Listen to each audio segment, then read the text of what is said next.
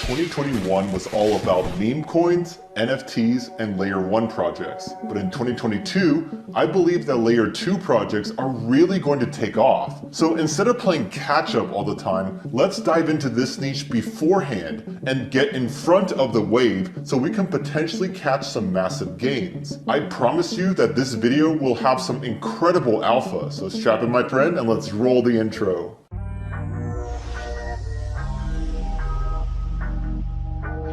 I'll be honest, I missed out on the meme coin and NFT waves in 2021 and was late to the party for Layer 1s. But that got me thinking, which niche is going to be next to take off? Because if we can get that right, then it could mean some life-changing gains for us. I mean, just look at Shiba Inu or Bored Apes rocketing 100 or even 1000x in the span of a few months. But it's still really hard to predict the future. I mean, we need both great analysis and a little bit of luck as well. Unfortunately, I can't help you in the luck department, but I can help you with the analysis part. And if you ask me right now which niche will be the next to take off, I would say Layer 2 projects. Why? Well, because Layer 1 projects absolutely rocketed in 2021. Like Solana, Luna, Avalanche, Phantom, I could go on and on. But Layer 2s I consider the next step in the evolution of blockchains, and an even better approach to scaling than Layer 1s. So here's what we're gonna do. We'll start with a high-level overview of Layer 2s, then I'll share my strongest case for being bullish. Next, we'll check out 6 specific categories of projects, and then we'll wrap it all up with some pro tips. Sounds good? Let's go. On the highest level, Layer 2s are a separate blockchain or network that sits on top of a Layer 1 blockchain. And their purpose is to help the underlying blockchain scale. One way to do this is to handle all the execution of smart contracts, dApps, and transactions on the Layer 2, and then finalize them periodically on the Layer 1. By splitting up the tasks like this, we get some unique benefits. Like end users can get super fast speeds and low fees without messing up the security and decentralization of the base layer. This approach is drastically different from the monolithic approach, where you try to make a single blockchain as fast and scalable as possible and just do everything on there. Keep in mind that Layer 2s are a general concept, and technically any Layer 1 blockchain can use them. But for this video, we're going to focus primarily on Ethereum Layer 2s, because let's face it, Ethereum is the slow and expensive one that desperately needs this. Anyways, now that we have a better understanding of Layer 2s, let's move on to the next question, which is, why should we be bullish on this? Well, I have 2 strong reasons in my mind. But first, a quick shout out to our video sponsors, Equify. They are the first DeFi platform to be backed by a licensed bank, and they offer 4 main products: yield aggregator, lending, borrowing, and interest rate swaps. You can get super high yields of up to 70%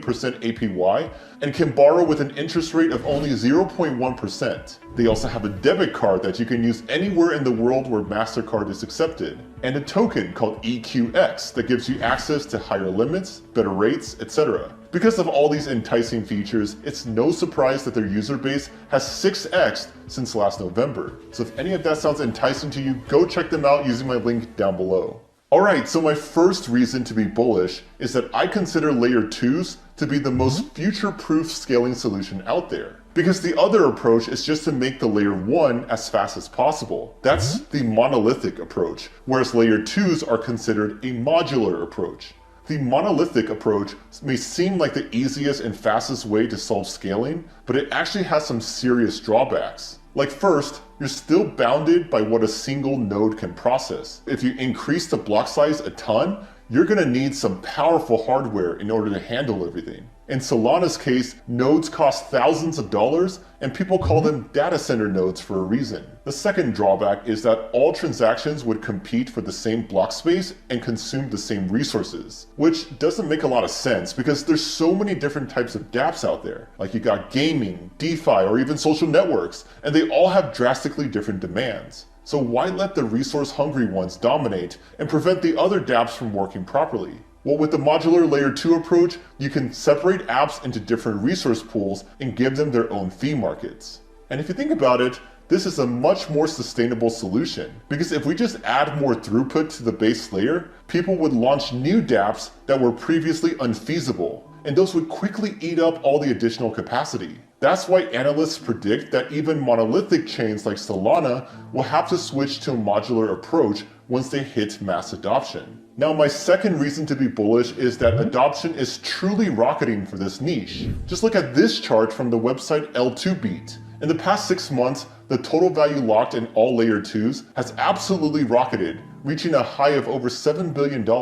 That's super impressive given how young this niche is and how one of its largest solutions, Arbitrum, only launched in September of last year. I'm pretty confident that those numbers will continue to rise in 2022 because exchanges are starting to enable direct withdrawals to these layer 2 networks. Like Binance took the first step by enabling withdrawals to Arbitrum, so shout out to them. Other big exchanges have also signaled their willingness to do so. So if we're able to withdraw directly to layer 2s, then that's going to be amazing for user experience. Just think about it, we could start on a fast and cheap chain without having to pay those ridiculous gas fees to bridge over, which makes me wonder, why would anyone want to use those other layer 1s when this is fully ready?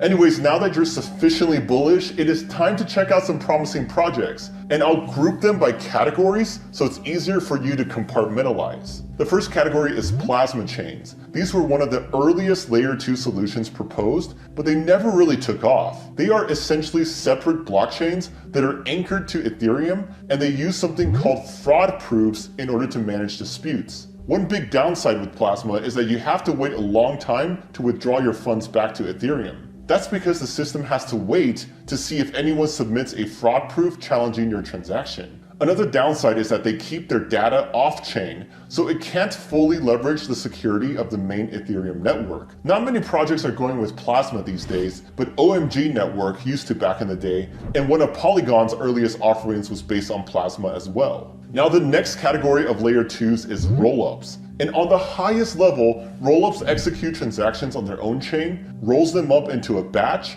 and then posts the end result to Ethereum.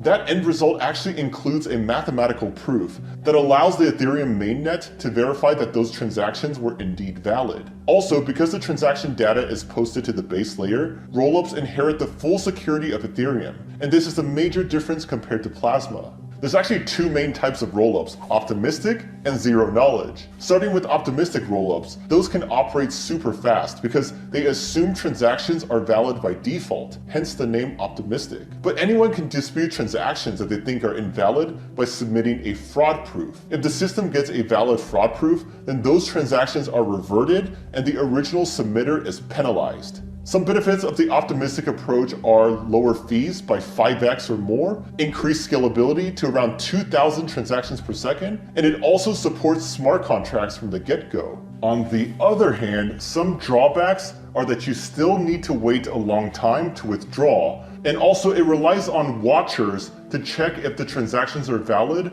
rather than having mathematical certainty. Two really popular optimistic rollups are Optimism and Arbitrum, both of which do not have a native token yet. But then there's the Boba network that's a fork of Optimism, and they use some tricks to lower the withdrawal time from days to minutes. And finally there's Metis, that's the latest one to launch. And one interesting thing is that Vitalik Buterin's mother is actually a leader of this project. You think I'm joking, but I'm really not. Just look it up if you don't believe me. Moving on to zero knowledge rollups, or ZK rollups for short. These use cutting edge cryptography that makes them even faster and cheaper than optimistic rollups. The main difference here is that they don't assume every transaction is valid. Instead, they generate validity proofs that mathematically guarantees that a batch of transactions is valid. And it's that proof, not all of the transaction data, that is posted back to the Ethereum mainnet. Because we have this proof, it means we can withdraw instantly without needing to wait a week or more. The reason why it's called zero knowledge is because those proofs let you verify that everything is 100% accurate without needing to look at the individual transactions. So with greater scalability, less data bloat, and no withdrawal wait time, this makes ZK rollups look superior to other solutions. But they are very new though, so there's a lot more work that needs to be done before they're ready for mainstream adoption. Like, they don't support general purpose smart contracts as easily as optimistic rollups do. And also computing their proofs is super intensive, so they desperately need to be optimized. Some notable ZK rollups are ZK Sync, which is my personal favorite, but they don't have a token yet. Loopring, which is an older project, and they do have a token, but their adoption has been underwhelming in my opinion. And finally, Hermes, which was recently acquired by Polygon, and they were initially built for just token transfers and payments. After rollups, we have Validiums, which are incredibly similar to ZK rollups, except for one key difference, which is they keep their state data off-chain instead of on the layer 1 blockchain. Because ZK rollups have a smart contract on the Ethereum mainnet that tracks their entire state, and they update that state by posting validity proofs. But for Validiums, you still post your proofs on the layer 1, but you do not keep the entire state data stored on a smart contract there. Instead, it's the Validium operators that store that data off-chain. So what does this mean? Well, that means Validiums can get way higher throughput, like tens of thousands of TPS. But it's also not as secure as ZK rollups because the state data is not publicly available at all times. Some popular Validiums include Immutable X, which is targeted towards NFT use cases. They have their own IMX token, and the popular game Gods Unchained runs on it as well. Then there's Diversify, a DeFi platform that you can use with zero gas fees. And finally, Sorare, a fantasy soccer NFT game. Next, we have Volitions, which are super simple. These are basically a hybrid between ZK rollups and Validiums. So users can choose if they want to make their data available on-chain or off-chain. And everything else is the same. If you're having a hard time wrapping your head around how all of these different solutions are different, then just check out this table right here. It's a great way to see which type of scaling solution uses which type of proof, and where they store their state data as well.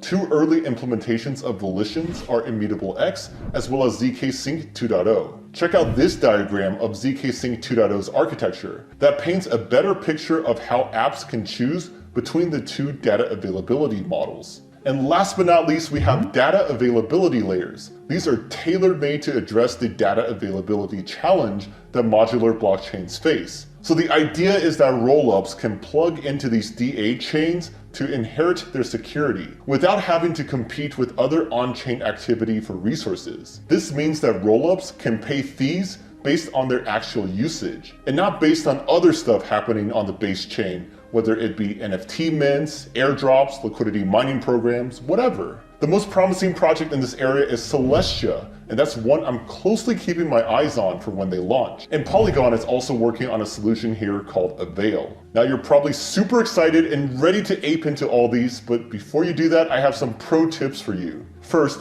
a lot of these projects do not have their own token yet, but if history is any indication, they likely will introduce one in the future. So I highly recommend that you try them out so you can qualify for any potential airdrop. I'm talking about using their testnets, bridging some funds over, trying out some of their dApps, etc. Second, for the more established layer 2 networks, keep an eye out for liquidity mining programs that they introduce in the future, because layer 2s may give out their own token as incentives for using dApps in their ecosystem. This means that you could get double the rewards, aka not only the dApps token, but also the layer 2 token. That is what Polygon is doing after all. If you use Aave on their network, you get both Aave tokens and Matic as well. And my third tip is to go visit the L2Beat website for some amazing data about each layer 2 project and how they change over time. They also have a risks tab that you can click on to see all the risks and trade-offs that each